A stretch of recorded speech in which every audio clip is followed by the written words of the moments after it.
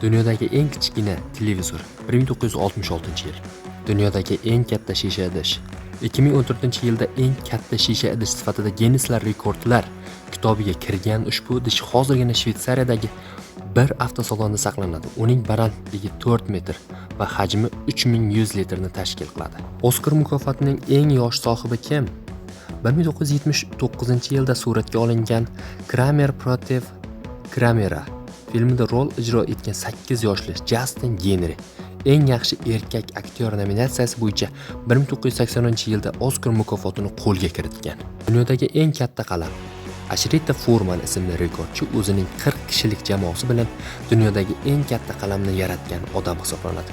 14 kun ichida yaratilgan bu qalamning uzunligi 23 metrni tashkil qiladi. Eng tez qarsak chaluvchi inson. Ginnesning rekordlariga eng tez qarsak chalish bo'yicha kirgan inson Ken French hisoblanadi. U o'zining maxsus texnikasi orqali 1 daqiqada 721 ta qarsak chalishga muvaffaq bo'lgan. Siz 1 daqiqa ichida nechta qarsak chala olasiz? Futbol tarixida eng tez zarba kimga tegishli? 2006-yilning 26-noyabrida Sporting Naval o'yinida Ronnie Eberson tomonidan eng kuchli zarba rekordi o'rnatilgan. Erkin zarba jarayonida uning zarba tezligi 210,8 km/soatni tashkil etgan. Eng ko'p gol urilgan futbol matchi qaysi?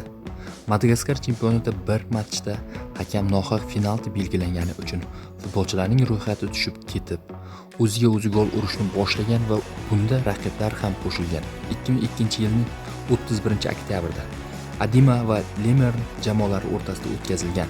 Bu o'yinda hisob 149-0 bo'lgan edi.